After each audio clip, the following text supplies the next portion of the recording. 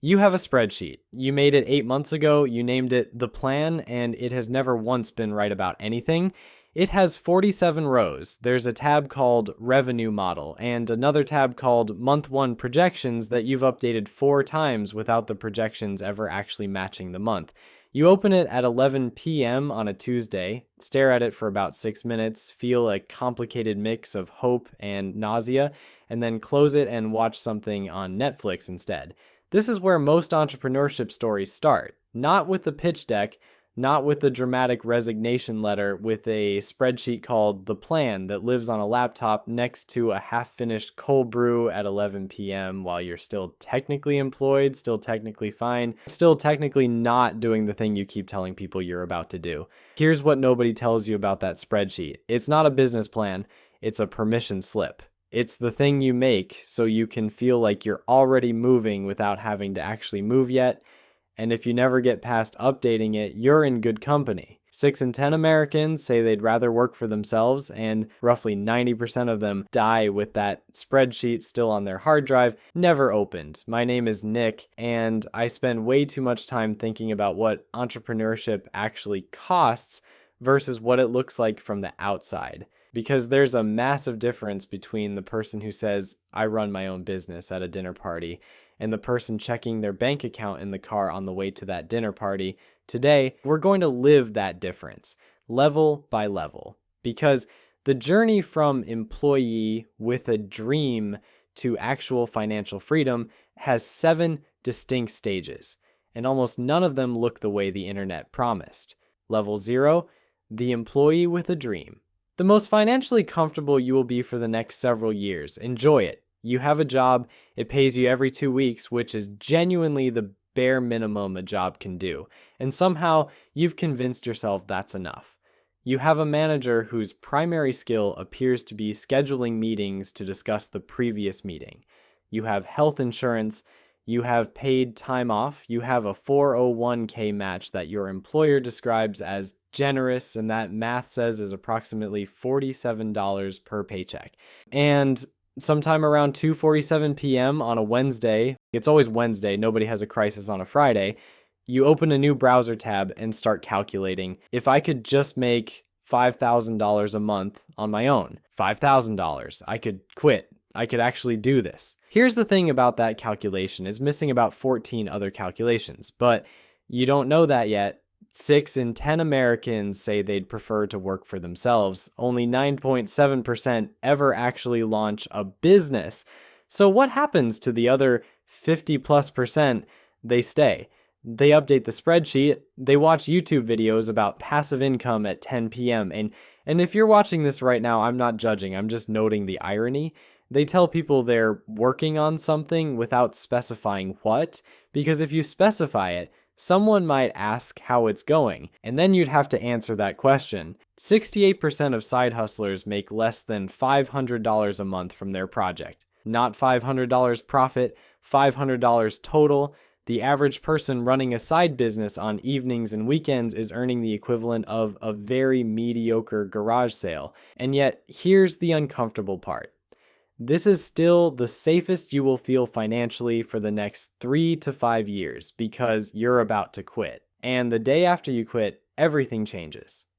Level 1, the leap, and the specific silence that follows. The morning after you resign, you sit at your kitchen table at 8:07 a.m. No Slack notification, no stand-up, no calendar invite that required 6 people to coordinate for 45 minutes to discuss something that could have been a 2-sentence email. Just silence. By 9:30 a.m., you've made a second better formatted to-do list from the original to-do list and watched the first 8 minutes of a YouTube video about how to get your first client before getting distracted by a related video about passive income streams for entrepreneurs, which you watched in full.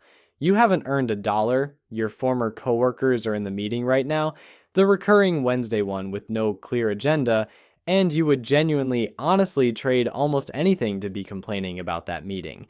Let's talk about the money, because this is where things get real fast. 65% of entrepreneurs fund the launch entirely out of personal savings. The median startup needs less than $25,000 to get off the ground, and 64% of small business owners started with $10,000 or less. Financial advisors say you need 3 to 6 months of runway. Entrepreneurs who survive tend to have 12 to 18 months saved.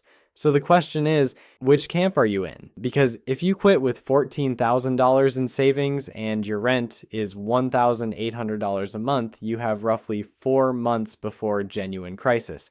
That's not a runway. That's a very short hallway with a very hard wall at the end of it. The identity crisis starts on day one, not eventually, immediately, because your job was more tangled up with how you understood yourself than you realized, and now it's gone. And the silence doesn't feel like freedom yet. It just feels like the absence of something familiar.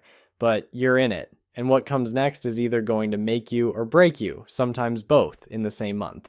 Level 2, year 1, the part nobody posts on LinkedIn. Here's where the math gets brutal. The average first-year business costs between $30,000 and $50,000 to run. And what are you earning against that? The Federal Reserve Bank of Minneapolis found that the average entrepreneur earns $27,000 a year, $2,000 less than an employee the same age. Gallup's 2024 numbers cut even deeper. The median personal income for a solo entrepreneur is $24,000 per year.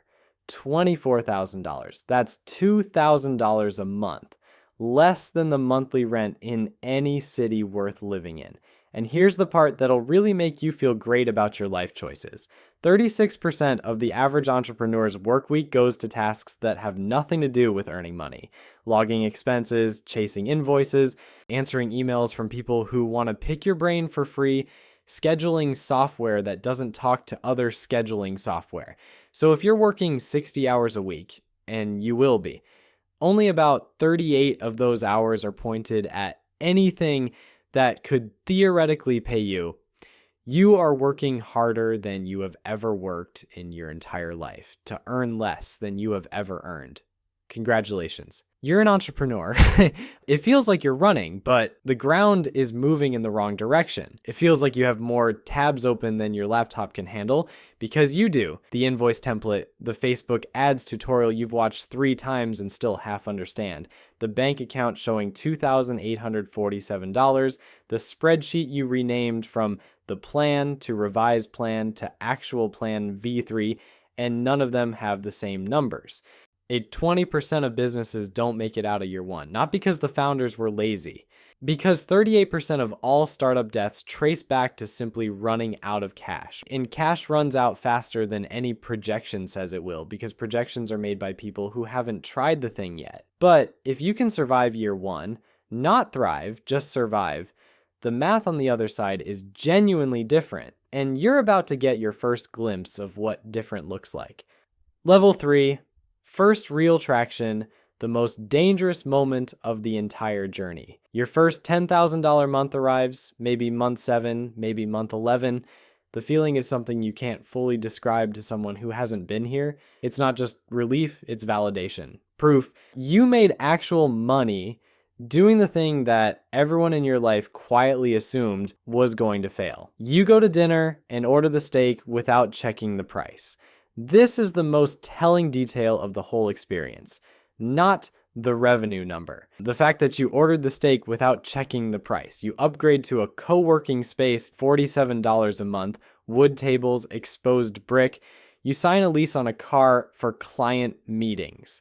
$489 a month, because apparently clients can tell if you drove a 2014 Honda Civic to their office. Here's the problem. Revenue is a wave. Waves go up and down. Your expenses are a ratchet. Ratchets only go up. 3 months later, revenue is $3,800. The car lease doesn't know that. The co-working space doesn't know that. You've built a $6,500 a month cost structure on an income that moves like weather. This is a lifestyle inflation, and for a salaried employee, it's expensive. For an entrepreneur, it's potentially fatal because your income doesn't arrive on the 1st and the 15th. It comes in waves, and you just installed a ratchet that runs whether there's a wave or not. The Startup Genome Report studied over 3,200 startups and found that 74% of high growth businesses fail because they scale too early. The $489 car lease isn't scaling, it's just a car, until it's the thing that kills your business during a slow quarter, and then it very much is. Stay lean until revenue is consistent, contracted, and recurring, not just high once. That sentence doesn't sell courses. You won't see it on Instagram next to a photo of someone's laptop on a beach. You'll probably learn it the expensive way. And when you do, it sets you up for what comes next, which is the part of the story nobody talks about on the podcast. Level 4, the messy middle, years 2 through 4. The average solo business generates about $57,600 a year in revenue. That sounds like $4,800 a month until you remember that $4,800 is gross, before expenses, before self-employment tax, before the quarterly estimated payment you forgot about until the IRS sent a letter worded in a way that suggested they were not particularly happy about being forgotten. And it doesn't land evenly. You'll have a $9,000 month followed by a $1,100 month followed by a month where your biggest client sends an email that begins with, "We've really valued working with you." And you know from the first 5 words exactly where that email is going. Paul Graham calls this the trough of sorrow. It can last 12 to 24 months, sometimes longer. You're not failing exactly, but you're not growing in any visible way. And the novelty is completely gone, and what's left is just the work day after day with no guarantee it's pointed at anything that's going to resolve. It feels like your partner asks, "How's the business going?" for the 14th time, and you say, "It's growing," and you both know that's not an answer, it's a deflection, and you watch them decide not to push it. It feels like you open your laptop Sunday evening to do just a few things and look up and it's 11:45 p.m. and you've sent 6 emails and updated the spreadsheet. The same one from level 0, now in its 7th revision, still called Revised Actual Plan Final V7, and none of the 6 emails have generated any money yet. A landmark UCSF study found that 72% of entrepreneurs are directly or indirectly affected by mental health challenges. Depression affects founders at 30% versus 7% in the general population. 46% report struggling meaningfully with loneliness and isolation, which, by the way, is a spectacular return on the promise of being your own boss. 65% of businesses are dead by year 5. Most don't get killed by the market. Most founders quit, not because the business couldn't have worked, but because they ran out of the one resource that doesn't show up on any spreadsheet. The people who don't quit are about to hit the inflection point that changes everything. Level 5, your first hire. The day you stop being just you. You hit a wall around hour 63 of a 70-hour week. You've been writing the proposal, delivering the work, managing the client, building the invoice, chasing the invoice, posting on social media, answering the email about the social media post, and somewhere in there you were supposed to be eating and sleeping. Something has to give. The thing that gives is the illusion that this was ever supposed to be done by one person. You hire someone. Only 2.4% of working adults are employer entrepreneurs. Most businesses stall permanently at the solo phase. The ones that don't are in a completely different financial bracket. And the Gallup data makes this stark. Median income for a solo entrepreneur, $24,000. Median income for an employer entrepreneur, $110,000. Same general activity, 4.6 times the income. The team isn't a luxury, the team is the mechanism. But here's what they don't cover in the hire your first employee articles. A $40,000 salary doesn't cost $40,000. Add payroll taxes, workers' comp, health insurance, paid time off, equipment, and software licenses, and you're at $50,000 to $56,000 per year. Congratulations. You just gave yourself a $16,000 bill for the privilege of having someone to delegate to, and then comes your first payroll run. You transferred $2,847.63 from your business account to someone else's bank account. Your stomach drops in a way you weren't fully prepared for. That money used to be yours. Now it leaves every 2 weeks. Whether the month was good or not, whether the client paid or not, you've traded "can I pay my rent" for "can I cover Sarah's rent?" And somehow this version is simultaneously more stressful and more motivating in the specific way that responsibility for other people always is. You've built something that exists beyond your daily output. That's new. And it's the beginning of what the numbers on the other side actually look like. Level 6, the revenue number that looks great on LinkedIn. Your business does $500,000 in revenue this year. Your LinkedIn says founder and CEO. Someone at a party says, "Oh, that must be so freeing." And you smile and nod and do not explain what the number looks like after it goes through the rest of the math. Here's the rest of the math. Average net profit margin across all small businesses, 7% to 10%. At 10%, your $500,000 becomes $50,000 in profit. Then you pay self-employment tax 15.3% on top of income tax, because as a business owner, you cover both sides, and your take-home lands between $35,000 and $42,000. You built a $500,000 business, and you are personally taking home less than the median American household income.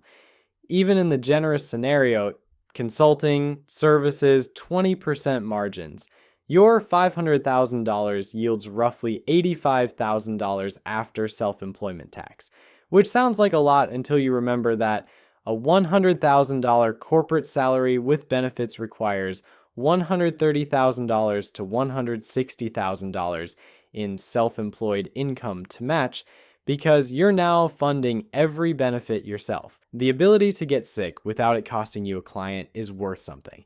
You're learning exactly how much. 70% of small business owners have cut their own salary to keep the business running. The business is doing well. You are technically the last person it takes care of. It feels like you've been running at 90% capacity for 4 years and the business finally works, and the reward is that now you get to run at 90% capacity with more zeros attached to the stress.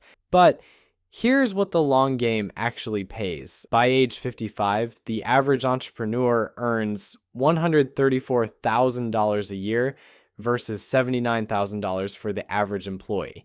Median net worth for employer entrepreneurs around $3 million. The payoff is real. The timeline is just longer and harder than anyone describes when they're selling you on the idea. Level 7, the other side, year 8. Your business does $1.2 million. You have 6 employees. You take home $165,000. You take a 2-week vacation and the business runs without you for the first time in 8 years. You sit somewhere warm. You have a drink with an umbrella in it and you feel strange. Not triumphant, not euphoric. Strange, like someone who's been holding something very heavy for a very long time and just set it down, and their arms don't know what to do with themselves. 81% of founders say they wouldn't change the decision. 70% say it's the best job they've ever had. 62% say the stress was worse than they ever imagined. All 3 of those numbers are simultaneously true. You don't get to pick the ones you like and ignore the rest. Here's what most entrepreneurship content skips. 65% of businesses don't make it to year 10. The founders who didn't make it aren't on the podcast talking about resilience. They spent somewhere between $150,000 and $250,000 in direct costs and foregone salary on something that didn't work, plus years of their life they can't get back. And they don't make the highlight reel, because the story of people who tried and stopped is not the story anyone is incentivized to tell. The Harvard, MIT, and Census Bureau study that followed 2.7 million founders found the average age of a successful startup founder is 45, not 22, 45. Experience beats hustle. A 60-year-old founder is statistically twice as likely to succeed as a 30-year-old. This is not the story that sells courses, but it's the one that's actually true. And 70% of the startups that survive pivoted dramatically at least once before finding what worked. Instagram was a location sharing app. Slack was a gaming company. The original idea is almost never the idea that succeeds. What succeeds is the founder who stayed long enough to find the right version of it. There's no scoreboard at the end. No moment where a number confirms you won. What you get, if you're in the 35% who make it to year 10, is something quieter and more durable than winning. The specific, tired, genuine satisfaction of having built something real that works when you're not in the room that you would not trade even with full knowledge of exactly what it cost. That's the honest version of the story. Not the Instagram version, not the podcast version, the actual one. Look, if this video resonated, it probably means you're somewhere in the middle of this journey right now. Maybe level 0, sitting on a spreadsheet you haven't acted on yet. Maybe level 3, riding a good month a little too hard. Maybe level 4, 3 years in, exhausted, wondering if the trough of sorrow has a floor. The reason most people don't make it isn't that they didn't work hard enough. It's that they tried to figure it out entirely alone, with no one around who understood what this phase actually feels like, or what moves to make inside it. That's exactly why I built our school community. It's where I share the stage-by-stage frameworks, the real financial breakdowns, and the playbook for every level we covered today, and where you can connect with other people who are in the exact same phase as you. Not a forum full of people selling each other courses, just people actually building things, comparing notes, and not having to explain from scratch why a slow October feels like the floor is giving way. And the link is in the description. If you're anywhere in this journey, it's worth a look. And if this video was useful, hit like and subscribe because there's a lot more of this coming.